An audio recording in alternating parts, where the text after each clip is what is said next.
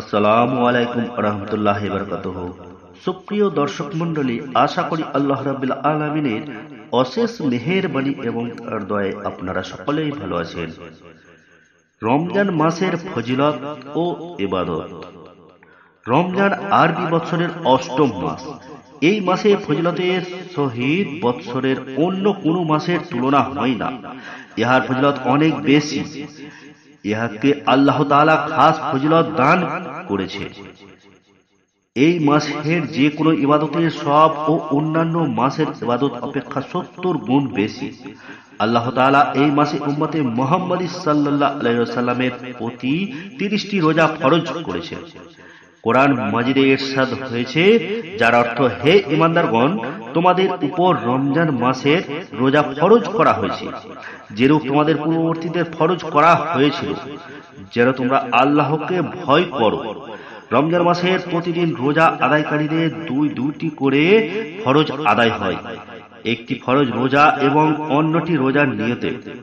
রোজা মানুষের পাপ রাশি জ্বালিয়ে পুড়িয়ে নিঃশেষ করে দেয় এবং দেহ কাঠামোকে পাপ মুক্ত ও পবিত্র করে। এই প্রসঙ্গে রাসূল করিম সাল্লাল্লাহু আলাইহি ওয়াসাল্লাম ফরমাইয়াছেন, যার অর্থ হযরত আব্দুল্লাহ ইবনে মাসউদ রাদিয়াল্লাহু তাআলা আনহু হইতে বর্ণিত, রাসূল করিম সাল্লাল্লাহু আলাইহি ওয়াসাল্লাম ইরশাদ করেছেন, যে ব্যক্তি রমজান মাসের প্রথম হতে শেষ পর্যন্ত রোজা আদায় করে, সে নিজের গুনাহসমূহ হতে এমন ভাবে বার হয়ে আসে সে যেন আজই তাহার মাতৃগর্ভ হতে ভূমিষ্ঠ হয়েছে। রমজান মাসের অধিক ফজিলতের আরেকটি প্রধান কারণ আল্লাহর বাণী পবিত্র কোরআন লাওহে মাহফুজ হতে প্রথম আসমানে এই মাসে অবতীর্ণ হয়েছিল। এক হাদিসে বর্ণিত হয়েছে, একদা হযরত মুসা আলাইহিস সালাম আল্লাহ তাআলার নিকট আরজ করলেন, হে মাবুদ, আপনি উম্মতে মুহাম্মদী সাল্লাল্লাহু আলাইহি ওয়াসাল্লামের জন্য ফজিলতের মাস হিসাবে কোনটিকে নির্দিষ্ট করেছেন? আল্লাহ তাআলা বললেন, আমি তাহাদিগকে ফজিলতের মাস হিসাবে রমজান মাস দান করেছি। হযরত মুসা আলাইহিস সালাম বললেন, মাবুদ, রমজান মাসের ফজিলত কিরূপ? আল্লাহ বললেন, সমগ্র সৃষ্টি জগতের উপর আমার যেরূপ শ্রেষ্ঠত্ব বিদ্যমান, রমজান মাসের ও তদ্রূপ অন্যান্য মাসের উপরে শ্রেষ্ঠত্ব বিদ্যমান। এ মাসে যে রোজা রাখবে, আমি তাকে সমগ্র জিন, ইনসান ও পশু পক্ষীর ইবাদতে তুল্য সব দান করব। ইহা শুনে হযরত মুসা আলাইহিস সালাম বললেন, মাবুদ, আপনি আমাকে উম্মতে মুহাম্মদী সাল্লাল্লাহু আলাইহি সাল্লামের শামিল করলেন না কেন? অপর এক হাদিসে বর্ণিত আছে, যে ব্যক্তি রমজান মাসে রোজা রাখে, আল্লাহ তাআলা ওই মাসে প্রতিদিন তার সহিত বেহেশতের একটি হুরকে বিবাহ দিয়ে রাখেন। অন্য হাদিসে আছে, যে ব্যক্তি রমজান মাসে রোজা রাখে, আল্লাহ তাআলা কিয়ামতে একটি বিরাট জমরদের প্রাসাদ দান করবেন। ওই প্রাসাদটির দরজা হবে 1000 এবং প্রত্যেক দরজার সামনে এত বড় একটি বৃক্ষ থাকবে যে 100 বৎসর পর্যন্ত চললেও ওই বৃক্ষের ছায়া অতিক্রম করা সম্ভব হবে না। এক হাদিসে বর্ণিত আছে, যে ব্যক্তি রমজান মাসে রোজা রাখে, সমগ্র ফেরেশতা, পশু পক্ষী, কীট পতঙ্গ, এমনকি পৃথিবীর যাবতীয় প্রাণী ও তরুলতা পর্যন্ত তার জন্য দোয়া করতে থাকে। আর এক হাদিসে বর্ণিত আছে, যার অর্থ, যখন রমজান মাস আগমন করে তখন খুশি এবং সচ্ছলতা ও এর সঙ্গে আগমন করে। ইহাতে সর্বদাই নেকি, কারণ রাত্রে কেরাম অর্থাৎ তারাবির নামাজ এবং দিনে রোজা, আর এই মাসে ভরণ পোষণ ইত্যাদি খরচ করাও আল্লাহর রাস্তায় ব্যয় করার সমতুল্য। অন্য হাদিসে বর্ণিত আছে, রাসূল করিম সাল্লাল্লাহু আলাইহি সাল্লাম ইরশাদ ফরমাইয়াছেন, যার অর্থ, রমজান মাস আসবার সাথে সাথে বেহেশতের দরজাসমূহ খুলে দেওয়া হয়, দোজখের দরজাসমূহ বন্ধ করে দেওয়া হয় এবং শয়তানকে গ্রেফতার করা হয়। হযরত আবু হুরায়রা রাদিয়াল্লাহু তাআলা আনহু হতে বর্ণিত, রাসূল করিম সাল্লাল্লাহু আলাইহি ওয়াসাল্লাম ফরমাইয়াছেন, যার অর্থ, যখন রমজান শরীফে প্রথম রাত হয় তখন আল্লাহ তাআলা স্বীয় মখলুকের দিকে দৃষ্টিপাত করেন, আর আল্লাহ যাহার দিকে দৃষ্টিপাত করেন তাহাকে কখনো শাস্তি প্রদান করেন না। আর এক হাদিসে ইরশাদ হয়েছে, যার অর্থ বেহেশতের এবং আসমানের দরজা সমূহ রমজানের প্রথম রাতেই খোলা হয়। রমজানের শেষ রাত ছাড়া উহা বন্ধ করা হয় না।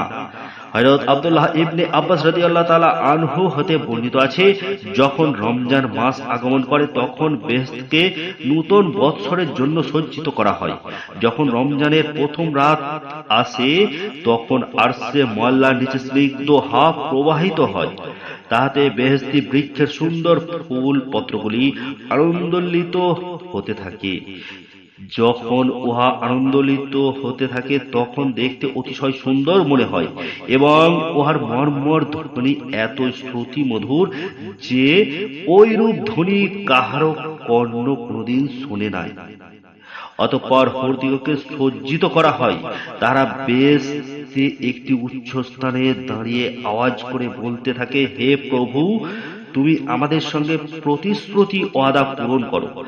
তারপর হুরগণ বলে, হে রেজওয়ান, বেহেশতের ভারপ্রাপ্ত ফেরেশতা, ইহা কোন রাত? তিনি উত্তরে বলেন, ইহা পবিত্র রমজান মাসের রাত। আজ উম্মতে মুহাম্মদী সাল্লাল্লাহু আলাইহি ওয়াসাল্লামের জন্য বেহেশতের দরজা খোলা। এ সময় আল্লাহ বলেন, হে রেজওয়ান, সারা রমজান মাস উম্মতে মুহাম্মদী সাল্লাল্লাহু আলাইহি ওয়াসাল্লামের জন্য বেহেশতের দরজা খোলা রাখো। আর আল্লাহ মালিক দোজখের ভারপ্রাপ্ত ফেরেশতাকে বলেন, হে মালিক, সারা রমজান মাস দোজখের দরজা বন্ধ করে রাখো। জিব্রাইল ফেরেশতাকে নির্দেশ করেন, হে জিব্রাইল, পৃথিবীর দিকে গিয়ে ইবলিসকে বন্দী করো এবং সারা রমজান জিঞ্জিরে আবদ্ধ করে রাখো। জিঞ্জির দ্বারা এইভাবে উহার ঘাড় বেঁধে দাও যেন উম্মতে মুহাম্মদী সাল্লাল্লাহু আলাইহি সাল্লামের মধ্যে ঝগড়া বিবাদ না বাঁধাতে পারে। কেননা উম্মতে মুহাম্মদী সাল্লাল্লাহু আলাইহি সাল্লামের রোজাদার দিগকে আমি অত্যন্ত ভালোবাসি। রাসূলুল্লাহ সাল্লাল্লাহু আলাইহি ওয়াসাল্লাম এক হাদিসে ইরশাদ ফরমাইয়াছেন, রমজান মাস কেহ 1 দিরহাম মাত্র দান করলে অন্যান্য মাসের 1000 দিরহাম দানের তুল্য সওয়াব হয়। আর এক হাদিসে বর্ণিত আছে, রমজান মাসে প্রত্যহ 3 বার আল্লাহ তাআলা বান্দাগণকে লক্ষ্য করে বলতে থাকেন, আমার নিকট প্রার্থনাকারী কোন বান্দা আছো কি? আমি তাহার প্রার্থনা কবুল করব। গুনাহ হইতে তওবাকারী কোন বান্দা আছো কি? আমি তাহার তওবা কবুল করব। আমার নিকট ক্ষমা ভিক্ষাকারী কোন বান্দা আছো কি? আমি তাহাকে ক্ষমা করিব। হাদিস শরীফে আরো বর্ণিত আছে, রাসূল করিম সাল্লাল্লাহু আলাইহি সাল্লাম ইরশাদ ফরমাইয়াছেন, রমজান মাসে আমার উম্মতের যে কেহ খালেস দিলে শুধু আল্লাহর জন্য রোজা রাখে, সে যেন 600 গোলাম আজাদ করে দিল, 600 উষ্ট কুরবানি করে দিল এবং 6000 বৎসর ইবাদত করল।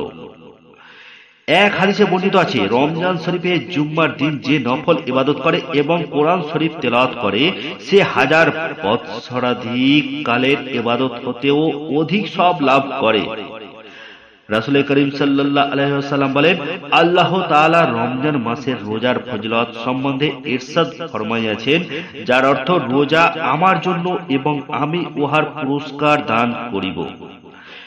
এই কথার তাৎপর্য এই যে, আল্লাহ তাআলা বলেন, আমার বান্দা শুধু আমার সন্তুষ্টির জন্যই পানাহার, শাহওয়াত ইত্যাদি পরিত্যাগ করত, যার পরনায় ক্লেশ বরণ করে। কাজেই এই ইবাদতের পূর্ণ স্বরূপ আমি নিজেই তাহাকে বিশেষভাবে পুরস্কৃত করিব। এক হাদিসে বর্ণিত হয়েছে, যার অর্থ রোজাদারের নিদ্রা ইবাদত স্বরূপ, জাগ্রত থাকা তাসবিহ স্বরূপ, দোয়া মকবুল অর্থাৎ অব্যর্থ এবং তাহার আমলের সব দ্বিগুণ। অপর হাদিসে বর্ণিত আছে, রাসূল করিম সাল্লাল্লাহু আলাইহি সাল্লাম ইরশাদ ফরমাইয়াছেন, যে ব্যক্তি রমজান মাসে রোজা রাখে এবং পরিবার বর্গ নিয়ে ইফতার করে, সে যেন মক্কা, মদিনা এবং বাইতুল মুকাদ্দাসে বসে রোজা রাখিল। মক্কা শরীফে বসে রোজা রাখায় 70,000 হজ, 70,000 উমরা এবং 70,000 রমজান মাসে ইবাদতের সব লাভ হয়। মদিনায় বসে রোজা রাখায় সমস্ত ঈমানদার লোকের নেকির পরিমাণ সব লাভ হয়, তৎপরিমাণ গুনাহ মার্জিত হয় এবং বেহেশতে ওই পরিমাণ মর্যাদা লাভ হয়। আর বাইতুল মুকাদ্দাসে বসে রোজা রাখায় 7 আসমান জমিনের ফেরেশতাগণ রোজাদারদের জন্য দোয়া করতে থাকে। রোজার বৈশিষ্ট্য সম্পর্কে রাসূল করিম সাল্লাল্লাহু আলাইহি ওয়াসাল্লাম ফরমাইয়াছেন, যার অর্থ রোজা ধৈর্যের অর্ধেক এবং ধৈর্য ঈমানের অর্ধেক। এ কথার তাৎপর্য এই যে রোজাদার ব্যক্তি রোজা রেখে ক্ষুধা পিপাসায় ক্লান্ত হয়ে সম্মুখে নানাবিধ খাদ্য পানীয় থাকা সত্ত্বেও তা হতে ধৈর্য সহকারে বিরত থাকে।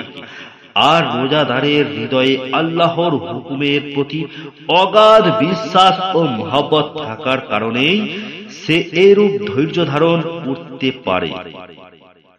আল্লাহ পাক আমাদের প্রত্যেককে যেন সঠিকভাবে রোজা রাখার তৌফিক দান করে, আমিন। ভিডিওটি লাইক, কমেন্ট, শেয়ার করবেন। চ্যানেলটিতে নতুন হয়ে থাকলে সাবস্ক্রাইব করে পাশে থাকা বেল আইকনটি বাজিয়ে দেবেন। আরো নতুন নতুন ভিডিও দেখার জন্য, পুরো ভিডিওটি দেখার জন্য ধন্যবাদ। সুস্থ থাকুন, ভালো থাকুন।